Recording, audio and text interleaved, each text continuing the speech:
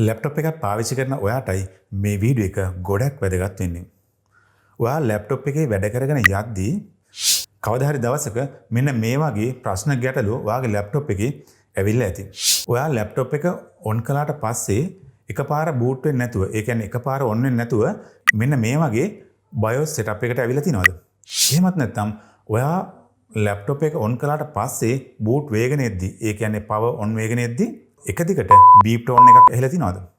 එහෙමත් නැත්නම් ඔයා ලැප්ටොප් එක ඔන් කළාට පස්සේ ඔයාගේ යූසර් account එකේ පාස්වර්ඩ් එක ගහන තැනදී පාස්වර්ඩ් එක ඔයාට ටයිප් කරන්න බැරිව එක දිගටම පාස්වර්ඩ් එක ඔටෝමැටිකලිම ටයිප් වෙගෙන ගිහින් තිනවද? එහෙමත් නැත්නම් ඔයා ලැප්ටොප් එක ඔන් කළාට පස්සේ ඔයාගේ ඩෙස්ක්ටොප් එකේ එක එක වින්ඩෝස් එක එක ඇප්ලිකේෂන් ඔටෝමැටිකලිම ඕපන් වෙලා තිනවද? එහෙමත් නැත්නම් ඔයාගේ ඩෙස්ක්ටොප් එකේ එක ඇප්ලිකේෂන් එකක් හෝ වින්ඩෝ එකක් ඕපන් කරන්න බැරිව ක්ලෝස් වෙලා යනවද? එහෙමත් නැත්නම් ඔයා Word වගේ ඇප්ලිකේෂන් එකක් ඕපන් කරලා ටයිප් කරද්දී එක දිගටම අකුරු ටයිප් වෙගෙන යනවද? ඔයාගේ ලැප්ටොප් එකේ කීබෝඩ් එකකින් සමහර අකුරු ටයිප් කරන්න බැරිද? ඉතින් මෙන්න මේ හැම ප්‍රශ්නයකටම මූලික හේතුව ඔයාගේ ලැප්ටොප් එකේ කීබෝඩ් එක කියලා ඔයා දැනන් හිටියද? ඇත්තටම මම කියපු මෙන්න මේ ගැටලු වලට ගොඩක්ම හේතුව තමයි ඔයාගේ ලැප්ටොප් එකේ කීබෝඩ් එකේ එරර් එකක්.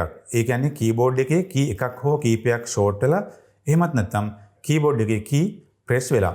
ඉතින් සමහර ලැප්ටොප් බ්‍රෑන්ඩ්ස් තියෙනවා. ඒ කියන්නේ Asus වගේ ලැප්ටොප් කීබෝඩ් එක ෂෝට් වෙලා නම් පවර් ඔන් කරගන්නත් බෑ. ඉතින් මෙන්න මේ වගේ ප්‍රශ්න ගැටලු ආවට පස්සේ ගොඩක් අය කරන්නේ ලැප්ටොප් එක අරගෙන ළඟම තියෙන ෂොප් එකට යනවා. එතනදී ඔයාගේ පරණ කීබෝඩ් එක රිමූව් කරලා අලුත් කීබෝඩ් එකක් ඒ වෙනුවට රීප්ලේස් කරලා දෙනවා. එතනදී ඔයාට ලොකු මුදලක් වීදම් කරන්න වෙනවා. ඉතින් ඔයා දැනන් හිටියනම් ඔයාගේ ලැප්ටොප් එකේ මේ ෂෝට් වුණ කී එක ගෙදරදිම ඩිසේබල් කරලා හදාගන්න ඔයාට ඒක ගොඩක් වැදගත් වෙනවා. මොකද ඔයාගේ වටින කාලය සහ මුදල් දෙකම ඉතුරු කරගන්න පුළුවන්. ඉතින් මේ වීඩියෝ එක ඔයා මුලින් ඉඳන් ඉවරනකම් බැලුවට පස්සේ ඔයාට පුළුවන් ඔයාගේ ලැප්ටොප් එකේ කීබෝඩ් එකේ මෙන්න මේ වගේ ප්‍රශ්නයක් ගැටලුවක් ආවට පස්සේ ගෙදරදිම හදාගෙන වැඩ ටික කරගන්න. එහෙමනම් ඉතින් මම කියලා දෙන්නම් කොහොමද ගෙදරදිම වගේ ලැප්ටොප් එකේ කීබෝඩ් එක මේ විදිහට එරර් එකක් ආවොත්, මේ විදිහට ෂෝට් වෙලා ප්‍රශ්නයක් ඇති වුණොත් ඒ කී එක විතරක් ඩිසේබල් කරලා ඔයාගේ ලැප්ටොප් එක හදාගන්න කියලා. අපි යමු වීඩියෝ එකට. සමහර වෙලාවට ඔයාගේ කීබෝඩ් එකේ එක දිගට කී එකක් ප්‍රෙස් වෙලා තියෙන්න පුළුවන්.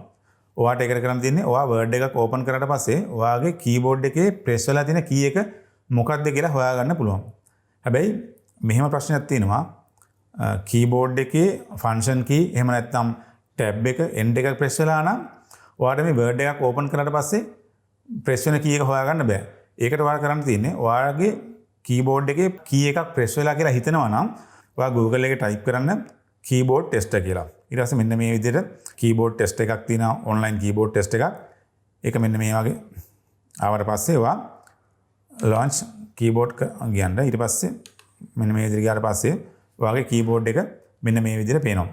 දැන් අපි උදාහරණයක් විදිහට මෙන්න මේ key එක press කරොත් එහෙම මේ key එක කොළ පාට වෙනවා. press වෙන key එක කොළ පාට වෙනවා. එතකොට ඔයාට මෙන්න මේකෙන් බලා ගන්න පුළුවන් ඔයාගේ මොකද්ද press වෙලා තියෙන key එක මොකද්ද කියලා. එහෙම නැත්නම් short වෙලා තියෙන key එක මොකද්ද කියලා මෙන්න මෙතනින් හොයාගන්න පුළුවන්.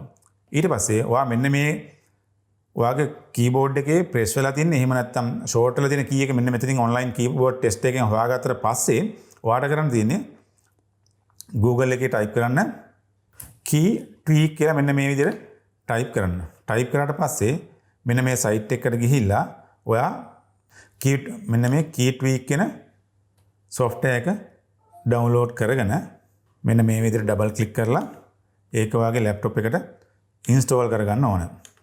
right. install කරාට පස්සේ මෙන්න මේ විදිහට ඔයාලට බලා ගන්න පුළුවන්. එතකොට මේ key tweak කියන software එකේ තියෙන්නේ key ටික තියෙන numbers කරලා. දැන් ඔයා online keyboard test එකෙන් බලාගත්තනේ මොකද්ද key එක කියලා. අපි හිතමු keyboard එකේ A අකුර තමයි press වෙලා තියෙන්නේ. එහෙම නැත්නම් A අකුර තමයි short වෙලා තියෙන්නේ. එතකොට මම කරන්නේ මේ keyboard එකේ මෙතන මේ software එකේ පෙන්නන්නේ අංක පිළිවෙලනේ. ඔයාට ඒ key එක එකපාරක් මම click කරාට පස්සේ ඒ key එක මොකක්ද කියලා මෙන්න මෙතනින් වැටෙනවා. දැන් මම click කරලා තියෙන්නේ මේ A key එක. right. එතකොට මේ click කරලා තියෙන්නේ W key එක. එතකොට keyboard එකේ W key එක තමයි මෙතන press කරලා තියෙන්නේ. මම හොයාගන්නවා A කියන key එක තමයි මගේ ෂෝට් වෙලා තියෙන්නේ. ඒතකොට මම කරන්නේ මෙන්න මෙතන මගේ මේ කී එක A කියන කී එක සිලෙක්ට් කරලා මෙන්න මෙතන disable කියලා දෙනවා. right? ඔයාගේ ඒ විදිහට අර online keyboard test එක දාලා press වෙලා තියෙන එහෙම නැත්නම් short වෙලා තියෙන key ටික හොයාගත්තට පස්සේ ඔයා කරන්න ඕනේ මෙන්න මේ විදිහට disable කරලා දානවා. දාලා ඔයා කරන්න ඕනේ මෙන්න මෙතන apply කියන බටන් එක click කරන්න ඕනේ. ඊට පස්සේ මේක automatically restart වෙලා මේ key දෙක disable වෙනවා. අපි හිතමු ඔයාගේ keyboard එකේ S අකුර press වෙන්නේ නැහැ. ඒ කියන්නේ type වෙන්නේ නැහැ. එතකොට අපිට පුළුවන් මේ keyboard එකේ S අකුර තියෙන S අකුර ඔයාගේ keyboard එකේ වෙන අකුරකට map කරගන්න. ඒක කරන්නේ අපි මෙතනින් S අකුර ඉස්සලාම keyboard එකේ S අකුර select කරගන්න. මෙන්න මේ විදිහට. දැන් මෙතන මම S අකුර select කරලා තියෙන්නේ. ඊට පස්සේ මේ S අකුර මම කෝකටද දාන්නේ? මේ කියන්නේ S අකුර මම කෝකටද remap කරගන්න. මම මෙතන දාගන්නවා control tab දෙකක් තියෙනවනේ. මට එතකොට control එකකින් වැඩ කරන control එකෙන් එක control key එකක් තිබ්බනම් ඇති. මම කරන්නේ එතකොට අනිත් control key එකට ඒ කියන්නේ දකුණු පැත්තේ control key එකට මේ S අකුර දාගන්නවා. right මම ඒකට කරන්නේ මෙන්න මේ විදිහට හොයලා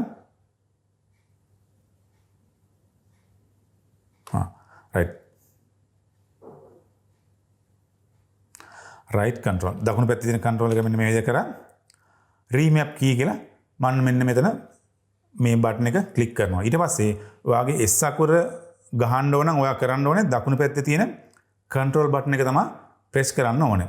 ඉතින් මෙන්න මේ විදිහට ඔයාට පුළුවන් ඔයාගේ laptop එකේ වැඩ කරන keyboard එකේ key ටික මේ keyboard එකේ තියෙන සමහර key වලට remap කරගන්න පුළුවන්. එතකොට ඔයාට කිසිම ප්‍රශ්නයක් නැතුව වැඩ ටික කරගන්න පුළුවන්.